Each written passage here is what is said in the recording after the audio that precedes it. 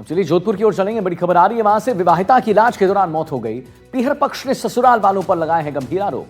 जहर देकर मारने का आरोप लगा है। पुलिस ने दहेज हत्या का मामला दर्ज किया है। मामले में आरोपी पति को गिरफ्तार किया गया है। अन्य आरोपियों की तलाश के लिए स्पेशल टीम गठित कर दी गई है।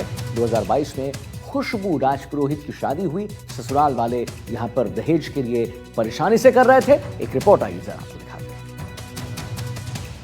ये 16 तारीख को आए, बोला भेज दो, जो भी छोटी मोटी बात है मैं सब दिवाली को सब आ जाएंगे, सॉल्यूशन कर देंगे।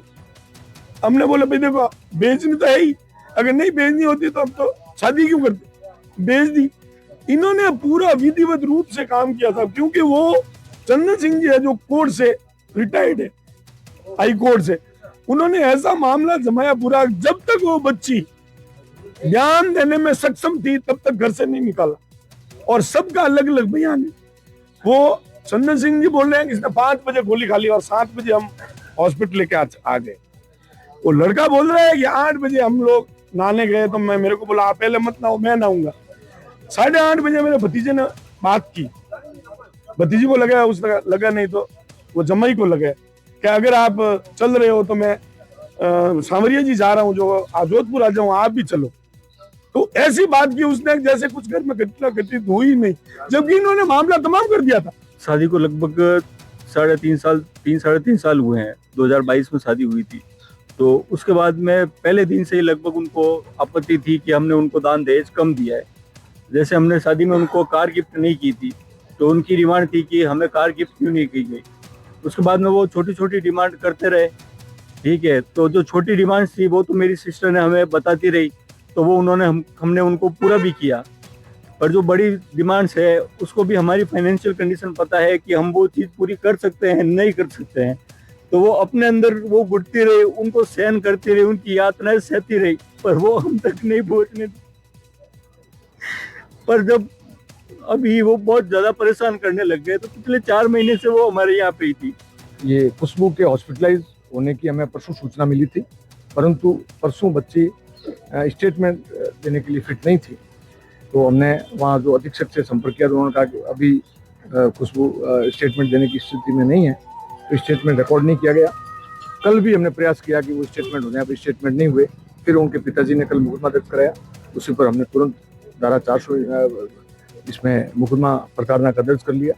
और आज जब सुबह बच्ची की दुर्भाग्यवश मृत्यु हो गई तो हमने 82 BNSS के अंदर मुकदमा दर्ज कर लिया है, जिसकी जाँच हमारे ACP साहब श्री प्रतीक सिंह जी IPS कर रहे हैं।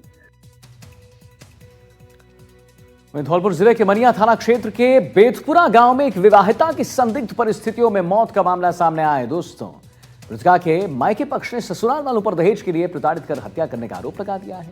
पुलिस ने मामले में दहेज हत्या का मुकदमा दर्ज कर दिया है और जांच अब शुरू कर दी है।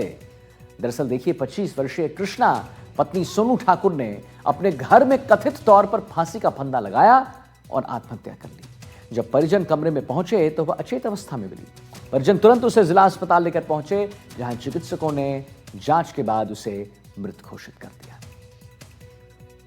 मैं बल्कि सुरदत्त एसआई थाना मनिया आज दिनांक 24 तारीख को मृतका कृष्णा डॉक्टर ऑफ साहब सिंह, वाइफ ऑफ सोनू, जाति ठाकुर, उम्र 23 साल, निवासी बोधपुरा के